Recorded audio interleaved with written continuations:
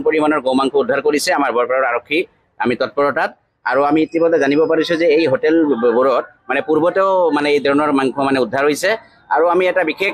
মানে ক'বলগীয়া হৈছে যে আমাৰ মাননীয় মুখ্যমন্ত্ৰী অসম চৰকাৰ মানে নিৰ্দেশনা জাৰি কৰিছে যে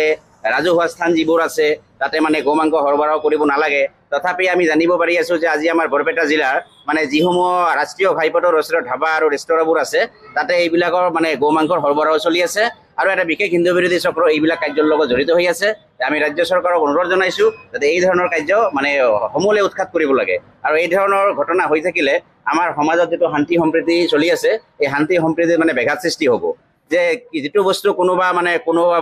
সকলৰ কাৰণে গ্ৰহণযোগ্য নহয়। আৰু আমি দেখা পাইছো যে কিছুমান আমাৰ হিন্দু বসতি প্ৰধান অঞ্চল আছে যে মঠ মন্দিৰ থকা অঞ্চল আছে য'ত নাকি হিন্দুসকলে বসবাস কৰি আছে তাতে আমি দেখা পাইছো যে কিছুমান মানে ব্যক্তিয়ে মটৰ চাইকেলৰ দ্বাৰা এইবিলাক গৌমাংস সৰবৰাহ কৰা আমাৰ তাতে বিভিন্ন ধৰণৰ খবৰ আহিছে। আমি কঠোৰভাৱে ক'বলৈ খুজিছো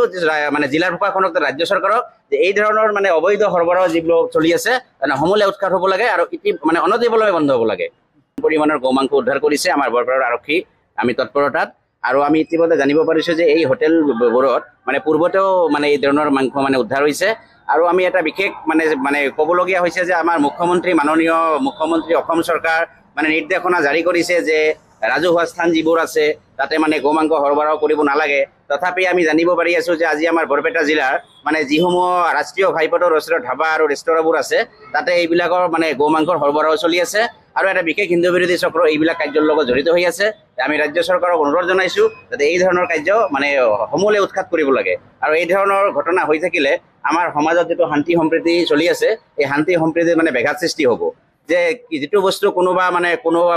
সকলৰ কাৰণে গ্ৰহণযোগ্য নহয়। আৰু আমি দেখা পাইছো যে কিছুমান আমাৰ হিন্দু বসতি প্ৰধান অঞ্চল আছে যে মঠ মন্দিৰ থকা অঞ্চল আছে য'ত নাকি হিন্দুসকলে বসবাস কৰি আছে তাতে আমি দেখা পাইছো যে কিছুমান মানে ব্যক্তিয়ে মটৰ চাইকেলৰ দ্বাৰা এইবিলাক গৌমাংস সৰবৰাহ কৰা আমাৰ তাতে বিভিন্ন ধৰণৰ খবৰ আহিছে। আমি কঠোৰভাৱে ক'বলৈ খুজিছো